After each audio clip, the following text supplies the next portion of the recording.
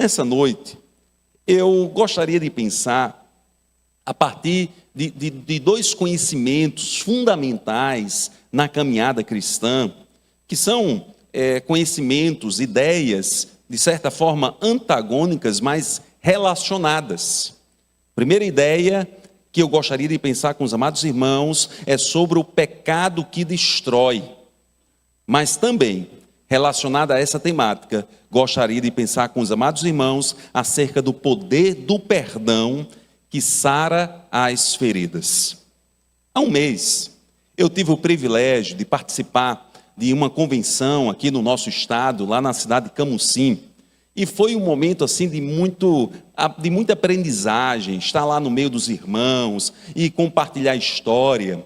E em dado momento, eu estava ali com o nosso querido pastor Paulo Seabra, e estava também ao nosso lado o pastor Sócrates, e o pastor falou uma coisa interessante. Ele disse: pastor Carlos, você sabia que o pastor Sócrates, que fora nosso executivo durante muitos anos da Convenção Batista Brasileira, você sabia que ele foi minha ovelha no meu primeiro pastorado? Eu não sabia daquilo. E eu achei muito interessante porque ele disse, e o pastor Sócrates, como engenheiro mecânico que era, quando alguém perguntava: Sócrates, qual é o teu trabalho? O que é que você faz? E o pastor Sócrates respondia. E ele perguntou: Sócrates, como é que você respondia? Quando a gente perguntava qual é o seu trabalho, naquela época ele não era pastor, naquela época ele era um jovem engenheiro. E aí o pastor Sócrates respondeu para mim, eu respondi assim: eu cuido do câncer dos metais. Como engenheiro mecânico, ele trabalhava numa grande empresa, cuja ênfase no trabalho era criar alternativas para empresas que lidavam com aço, com ferro, com metais, os mais diversos possíveis, alternativas para que aqueles metais tivessem uma vida longínqua, para que aqueles metais não fossem alcançados, por exemplo, e ele me explicando de maneira muito simplista para que eu entendesse, pelo ferrugem, por exemplo. Então ele pensava maneiras alternativas, químicas e etc. Não sei entrar nos aspectos técnicos, mas a questão ele cuidava para que os metais tivessem uma vida longa, para que os navios, por exemplo, ele disse que trabalhava muito com navios, pudessem ter uma vida longa, não se deteriorasse tão rápido os metais que formavam os navios naquela época. Eu achei muito interessante isso, esse métier, essa profissão, porque me fez pensar que, de certa forma, o pecado, ele tem uma relação, está como o ferrugem está para o ferro, o pecado está para a vida. O pecado deteriora a vida. O pecado destrói a vida. E a Bíblia fala em diversos momentos sobre o pecado. É importante que nós possamos ter um fundamento bíblico acerca dessa ideia chamada pecado, que, de certa forma, por aqueles que não professam a fé cristã, é um tema ridicularizado. Mas, biblicamente, o pecado tem sim os seus fundamentos. Os irmãos sabem que a nossa Bíblia, por exemplo, o Antigo e o Novo Testamento, o Antigo foi escrito em hebraico, o Novo Testamento foi escrito em grego. Existem algumas palavras, tanto no Antigo como no Novo Testamento, cuja semântica, cujo significado está ao redor da ideia de pecado. Por exemplo, no Antigo Testamento, em hebraico, nós temos a palavra pecha, que significa transgressão. Temos avon, que é traduzido em português para iniquidade. Temos shatat, que é traduzido como pecado comumente, e significa literalmente, isso é interessante, no Antigo Testamento, como errar o alvo. Mas também no Novo Testamento há algumas palavras que se relacionam ao pecado. Por exemplo, anomia, sem lei, Novo Testamento grego.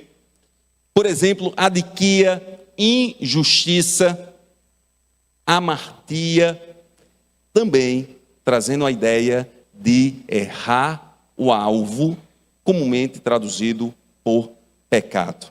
Então, amados irmãos, nós entendemos, refletimos, que o pecado tem relação com, por exemplo, transgredir a lei. Nos lembramos de pecha, transgressão. Transgressão de quê? Da lei. Tem uma relação também com desconsiderar a lei. E aí nos lembramos de anomia, sem lei.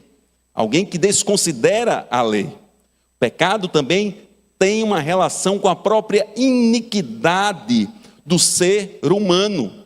E nós nos lembramos de Avon, e aqui é algo interessante a destacarmos, porque biblicamente o pecado não diz respeito apenas a aspectos externos. O pecado, biblicamente, não diz respeito apenas a tentações que podemos sofrer e enfrentar. Mas a Bíblia também ressalta que nós temos uma natureza pecaminosa, e a Bíblia nos diz que todos pecaram, todos, porque nós somos pecadores. Isso é muito interessante. Por exemplo, do ponto de vista bíblico, nós discordamos absolutamente do filósofo iluminista Jacques Rousseau, quando no século XVIII disse: o homem é bom por natureza, a sociedade é que o corrompe. Não. O homem tem uma inclinação, traz consigo a inclinação ao pecado. E a Bíblia trata sobre isso. Mas nós sabemos também que o pecado diz respeito à injustiça e, muito especificamente, o pecado tem uma relação com errar o alvo. Onde nós lemos shatat em hebraico ou amartia em grego, é traduzido ali pecado, especificamente pecado. E a ideia dessas duas palavras é errar o alvo. Mas nós podemos nos perguntar: que alvo é esse? Qual é o alvo que não está sendo alcançado e que, de certa forma, demonstra o pecado? Amados irmãos, biblicamente nós entendemos que Deus tem um propósito para cada um de nós. E quando nós nos desviamos deste propósito, ou quando nós nos desviamos da palavra de Deus para cada um de nós, nós erramos o alvo e nós pecamos. Eu gostaria de ler um texto das Sagradas Escrituras que se encontra em Jeremias, no capítulo 29, a partir do versículo 11. E antes de lê-lo, eu gostaria de compartilhar o contexto, porque o profeta Jeremias está escrevendo para o povo que estava no cativeiro babilônico.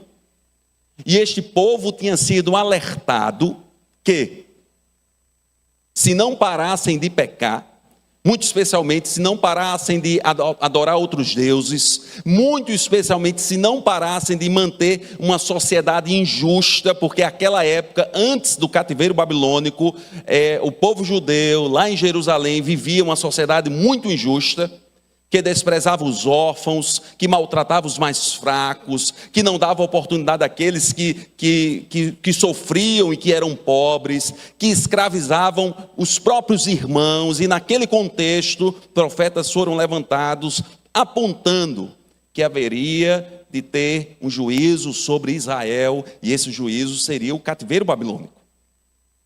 Então, o contexto aqui é que o povo já estava no cativeiro babilônico. E o povo aqui já estava dentro ou debaixo de um juízo, em função dos seus pecados. Mas é nesse contexto que Deus apresenta e fala com aquele povo, apresentando então que o conhecimento ao povo, que o Senhor tinha um propósito para a vida do povo. E nós podemos ler então o texto. Porque eu bem sei os pensamentos que tenho ao vosso respeito, diz o Senhor. Pensamentos ou planos de fazê-los prosperar, pensamentos na minha versão de paz e não de mal, para vos dar o fim que esperais. Então me invocareis, e ireis, e orareis a mim, e eu vos ouvirei.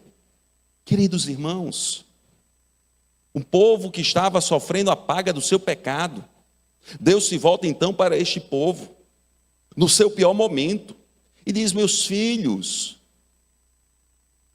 eu tenho pensamentos de fazê-los prosperar, eu tenho pensamentos de paz e não de mal, eu quero operar na vida de vocês. Agora vocês precisam acertar o alvo. E então vocês me invocarão, e eu irei, vocês orarão a mim, e eu vos ouvirei. Porque eu tenho algo muito especial para a vida de vocês. Esse é um texto muito bonito, o capítulo todo de Jeremias, capítulo 29, é muito bonito. O que eu quero destacar aqui é que Deus quer abençoar a sua vida e quer conduzir a sua vida. E apresenta palavras que são palavras que, uma vez plantadas, germinarão em bênçãos. E quer nos direcionar, e quer, de certa forma, nos chamar para que nós não caiamos, ou não pecamos, ou não nos desviemos do seu alvo, que é um alvo especial para cada um de nós. Então, errar o alvo é não se submeter à palavra de Deus. Essa palavra que é boa, perfeita e agradável. Por isso, amados irmãos, nós devemos, agir à semelhança do salmista. O salmista, dessa certa vez, no Salmo 119:11, expressa dizendo: guardei a tua palavra no meu coração, para não pecar contra ti. Porque ele entendia a importância de seguir ao Senhor. É bom que se diga, coração, no Antigo Testamento, não diz respeito, como na nossa cultura, apenas às emoções. Coração, para a cultura bíblica, coração, a partir do entendimento da etimologia desta palavra em hebraico, significa emoções, pensamento, o homem como um todo. É como se o salmista estivesse dizendo: eu guardei a tua palavra no meu ser, eu guardei a tua palavra na minha mente, eu guardei também a tua palavra nos meus sentimentos, nas minhas emoções. Essa ideia de guardar não é apenas decorar um texto, mas é guardar no sentido prático do termo. Eu tenho buscado viver esta palavra para que eu não peque contra ti.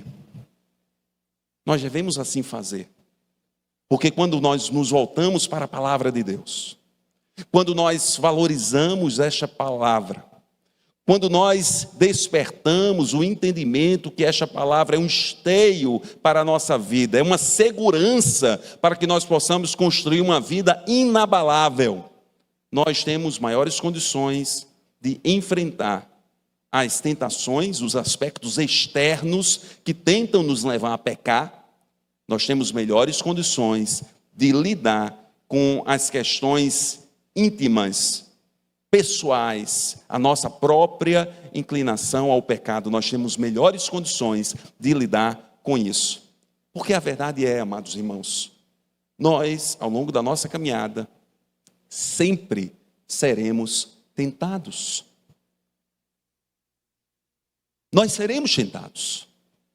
Há um texto que nos ensina sobre a tentação e nos ajuda a entender, a compreender as dimensões que uma tentação pode abraçar na vida daquele que é tentado. É o texto que se encontra em Gênesis, capítulo 3, versículo 6, que nós lemos, falando sobre a queda, o pecado original. Nos diz o texto sagrado: enquanto a mulher viu que a árvore parecia agradável ao paladar, atraente aos olhos, e além disso, desejável para dela se obter discernimento, tomou do seu fruto, comeu e o deu ao seu marido, que comeu também. Amados irmãos, a tentação que nos assalta muitas vezes, traz consigo pelo menos 3 dimensões, pelo menos. A dimensão do palatável, do gostoso, agradável ao paladar. Desperta então um desejo de sentir aquela experiência. A dimensão da beleza. Aquele fruto era atraente aos olhos, encanta os nossos olhos, mexe com a nossa perspectiva estética, faz com que nós queiramos nos associar àquilo. A dimensão que mexe com a nossa mente, desejável para dela se obter discernimento. Mas todas essas dimensões, embora atrativas, provocativas do nosso desejo, quando conseguem nos abraçar, e alguém se permite levar por isso, e se torna em pecado, como o pecado gera um prejuízo, gera morte, nos afasta do Senhor. E diante dessas questões externas, da tentação que alcança qualquer cristão, qualquer ser humano, trazer a palavra no coração nos permite uma maior probabilidade, possibilidade de enfrentarmos essas questões no nome de Jesus, porque somos instados pela palavra a adorar ao Senhor, a orar a Deus clamando pelo livramento das tentações. Somos chamados e instados ao Senhor a resistirmos ao diabo, porque ele fugirá de nós, mas ao mesmo tempo somos orientados a fugir de uma situação que mexe com as nossas fragilidades. Em tantos momentos, a palavra de Deus nos direciona e nos ajuda a lidar, a fugir e sairmos vitoriosos diante do pecado. Por isso nós devemos acolher a palavra de Deus. Mas é claro que muitas vezes nós enfrentamos aspectos próprios, internos, da nossa inclinação pecaminosa. E o que nos ensina sobre isso são palavras de Cristo Jesus. No Evangelho de Marcos, capítulo 7, versículo 20 a 22, observem, atentem para esta palavra do Senhor Jesus. Pois o interior do coração dos homens, vejam, Jesus está abordando os aspectos internos. Pois do interior do coração dos homens vêm os maus pensamentos, as imoralidades sexuais, os roubos, os homicídios, os adultérios, as cobiças, as maldades, o engano, a devassidão, a inveja, a calúnia, a arrogância e a insensatez. Queridos irmãos, nós somos pecadores. Diante desse conhecimento, dessa compreensão bíblica de que o pecado gera morte, o pecado gera prejuízos, o pecado nos alcança e destrói as nossas vidas. E a Bíblia nos deixa claro isso em Tiago 1,15. O pecado, após ser consumado, gera morte. E gera morte também em vários aspectos, dentro de várias dimensões. Gera morte, por exemplo, relacional, porque o pecado gera uma separação entre nós e Deus. A Bíblia nos diz: mas as suas maldades separam vocês do seu Deus. O pecado gera uma morte existencial, porque quando alguém peca e é convencido pelo Espírito Santo, ou sua consciência mostra que ele está pecando, está errando, geralmente isso desperta aspectos como culpa, vergonha, medo. É aquela morte chamada existencial, porque lacera o ser humano de dentro para fora. Pecado gera morte num aspecto ético e social, porque é a partir do pecado que as injustiças são geradas, a opressão dos mais fracos, a corrupção. Aliás, em vários momentos, especialmente no Antigo Testamento, os profetas foram levantados, muitos deles apontando a corrupção do povo de Israel, dos reis de determinada época, a corrupção de alguns profetas, a corrupção inclusive de alguns sacerdotes que optaram por não obedecer a Deus, mas se submeterem às orientações dos homens. Pecado gera morte escatológica no que diz respeito ao fim dos tempos, porque em função do pecado haverá então o juízo da parte do Senhor. Mas, amados irmãos, então o que fazer?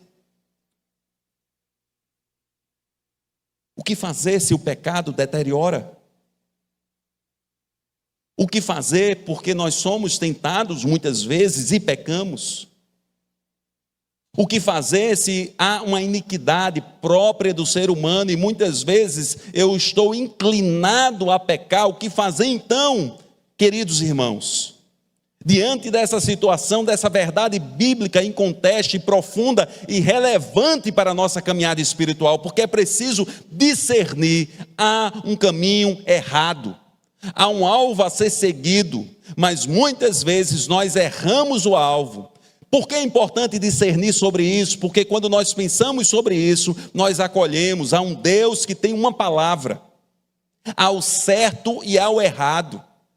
Há uma palavra que me dá um direcionamento.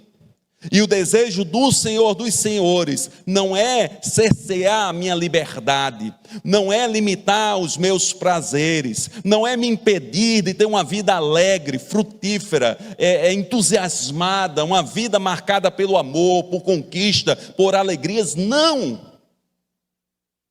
A vontade de Deus é que nós possamos construir uma história marcada por coisas lindas, mas debaixo da sua orientação, e esta orientação é que nos permite construir essas coisas lindas para a glória de Deus e para que possamos abençoar os nossos queridos ou as pessoas que passem pela nossa história. Mas o que fazer então? Se somos, de certa forma, cercados por um cenário que muitas vezes nos leva a pecar, e este pecado traz prejuízos nas mais diversas dimensões da vida. A Bíblia nos traz algumas orientações. A Bíblia nos orienta e lança um certo alento diante da nossa condição de pecadores. Porque se nós fôssemos perfeitos, e se não pecássemos, nós poderíamos ter o privilégio de conquistar a salvação no Senhor. Porque aquele que consegue viver todos os aspectos da lei, esta pessoa tem uma entrada garantida na glória junto ao Pai. O problema é que a lei encerrou todos debaixo do pecado. O problema é que a lei nos ensinou que nós somos pecadores. Deus então nos dá um alento, nos dá uma orientação. O primeiro aspecto deste alento é que nós podemos então, diante do nosso cenário, da nossa vida, um cenário imperfeito, marcado por tantas coisas que não são da parte do Senhor, nós podemos nos entregar ao Senhor.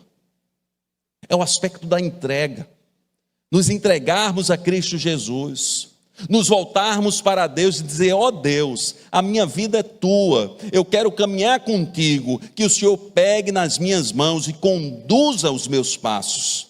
A Bíblia nos diz, em Romanos 3, a partir do versículo 21, mas agora se manifestou uma justiça que provém de Deus, independente da lei, da qual testemunham a lei e os profetas, justiça de Deus, mediante a fé em Jesus Cristo, para todos os que creem.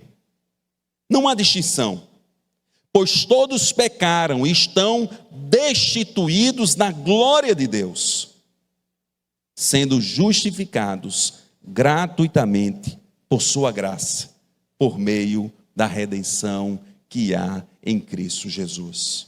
Nós somos justificados por meio da sua graça, por meio da redenção que há em Cristo Jesus. Isso é um alento, amados irmãos, porque nós podemos nos voltar ao Senhor e devemos nos entregar a Deus, e devemos entender e reconhecer que a graça de Deus nos alcança e que em Cristo Jesus nós somos redimidos, e que o Senhor então começa a operar em nós um processo de transformação à medida em que nos entregamos a Ele. Mas esse alento não está circunscrito, preso apenas ou unicamente à entrega. É preciso também que haja a confissão. A Bíblia nos diz em Provérbios 28:13, quem esconde os seus pecados não prospera, mas quem os confessa e os abandona encontra misericórdia. Lerei outra vez. Quem esconde os seus pecados não prospera, mas quem os confessa e abandona encontra misericórdia. A confissão é importante, porque é um exercício mental, intelectual e espiritual de reconhecimento que este caminho que eu vinha trilhando é um caminho que me afasta de Deus. A confissão é importante, porque você nomina o seu pecado, e você pode confessar diante de Deus diretamente. Talvez você possa confessar aquele que você ofendeu e pedir perdão a esta pessoa. É possível que você procure um pastor, e eu, como pastor dos amados irmãos, estou à disposição para ouvi-los, para orar por vocês, para guardar em sigilo aquilo que vocês queiram compartilhar, confessar, e para não me colocar numa situação de juiz, mas me colocar como alguém que também é pecador e que poderá orar por você, clamar por você, pedir a Deus que te abençoe e comece então um processo de restauração da sua vida. Amados irmãos, a confissão é uma oportunidade de reconhecermos: eu pequei, Senhor. O meu pecado foi este. Trata a minha vida. Mas também, queridos irmãos, há um outro aspecto, que são aspectos encadeados, como a entrega a Cristo Jesus, como a confissão dos nossos pecados, a dimensão, o aspecto do arrependimento, que é o processo então de mudança.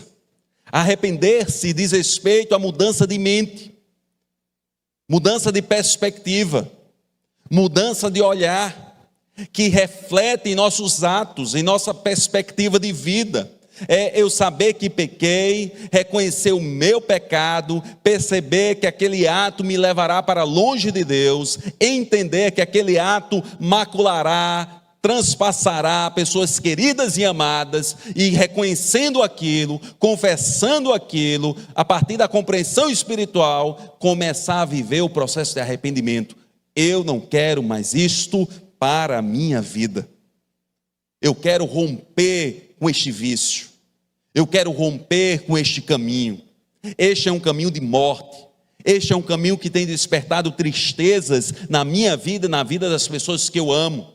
Esse é um caminho que eu quero me libertar em nome de Jesus. E o Senhor opera na vida de todo aquele que clama esse tipo de libertação. Aliás, há um texto lindíssimo que se encontra em Romanos 6,6, e nós lemos: pois sabemos que o nosso velho homem foi crucificado com ele, com Cristo Jesus. O velho homem, o homem de outrora, o homem carnal. Pois sabemos que o nosso velho homem foi crucificado com ele, para que o corpo pecaminoso seja destruído, de modo que deixemos de ser escravos do pecado. Amados irmãos, o pecado tem este poder, esta capacidade de escravizar, de cercear a liberdade.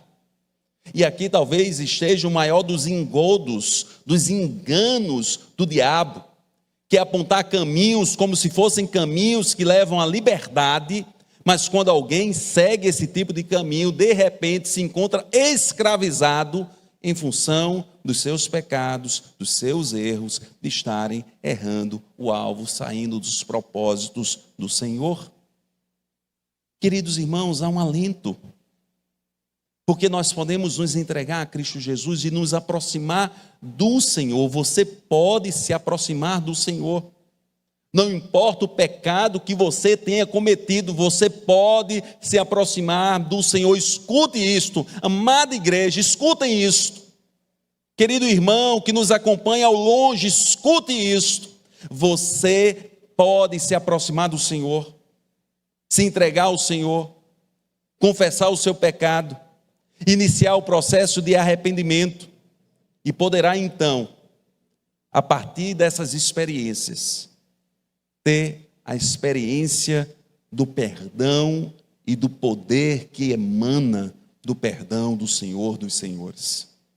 Queridos, a Bíblia nos diz em 1 João, capítulo 2, versículo 1 ao 2, uma palavra amorosa, carinhosa, profunda e espiritual para cada um de nós.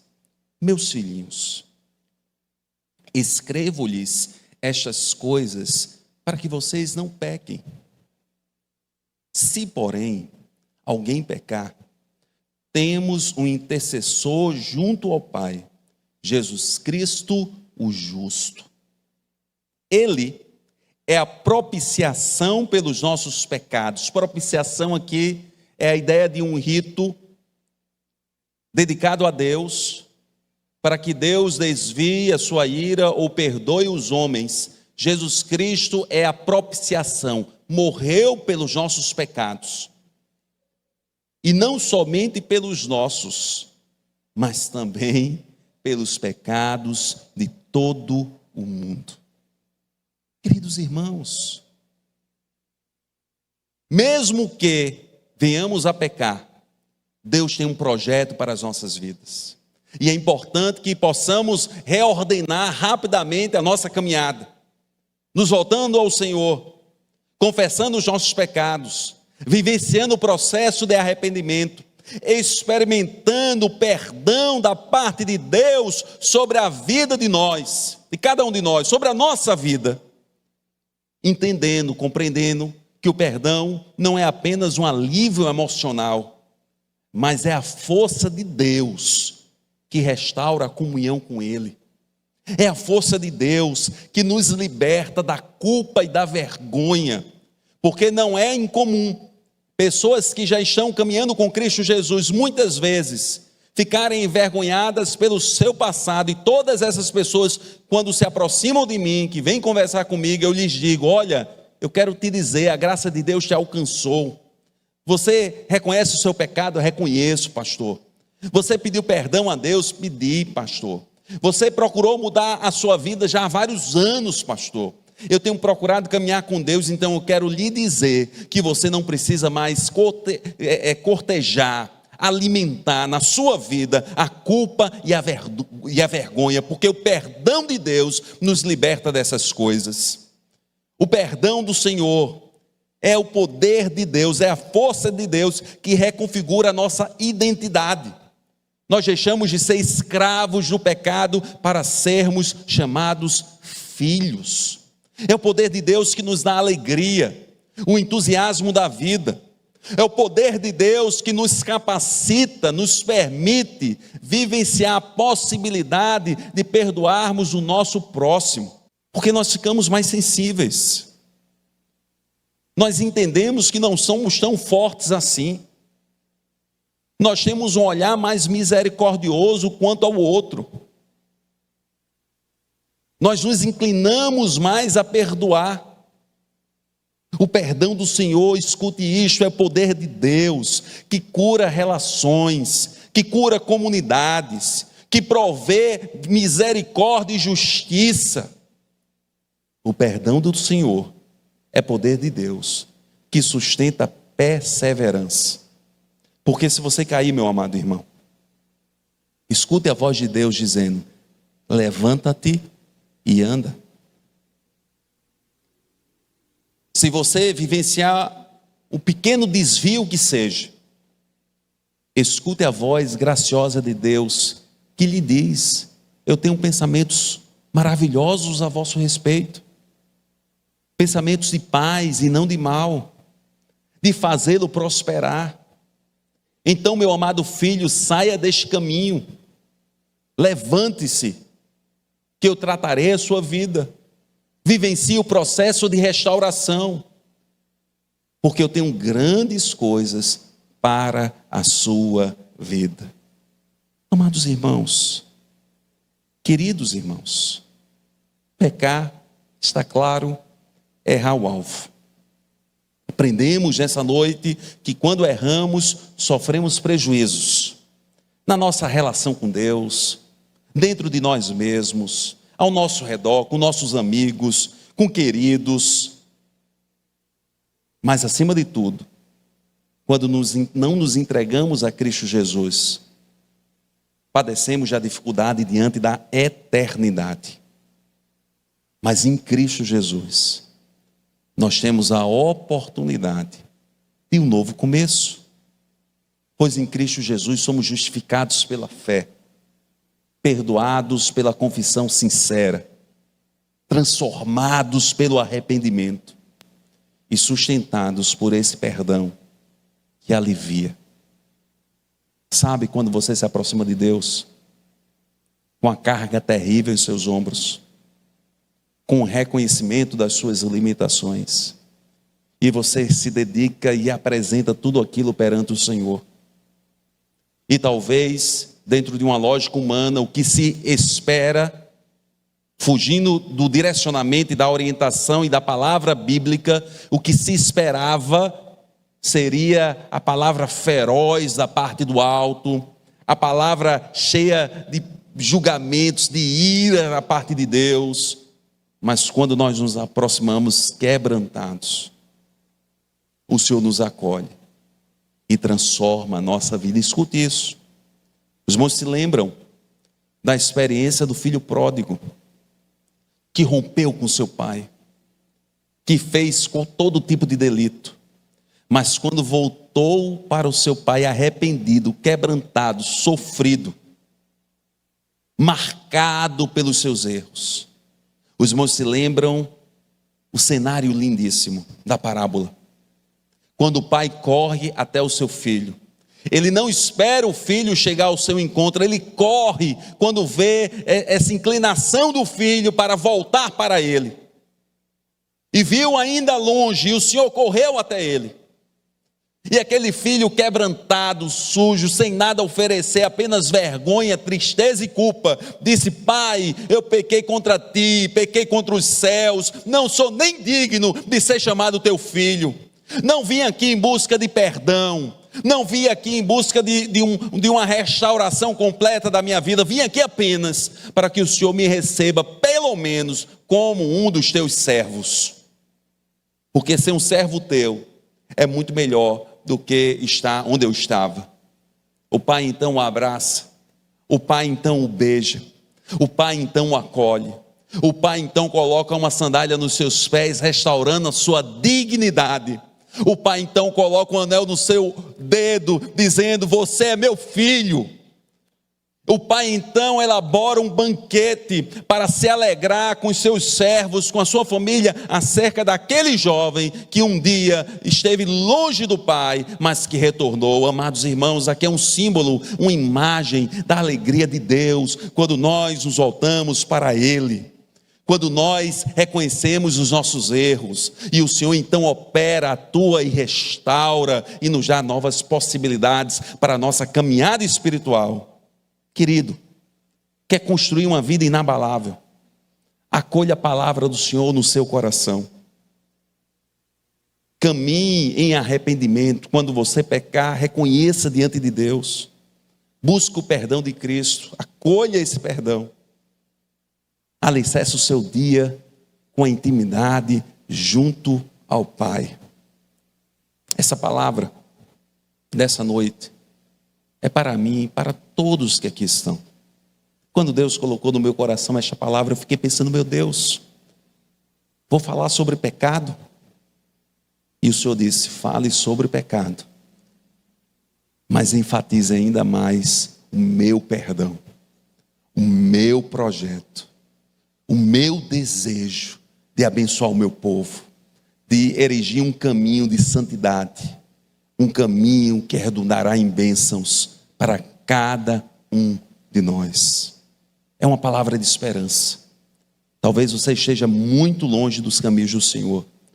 Deus está sinalizando a você nesta noite: volte-se para os meus caminhos, liberte-se dos pecados da vida, porque se por um lado eles possam ser atrativos, belos, provocadores, o final deles será sempre a ruína, o prejuízo, a morte.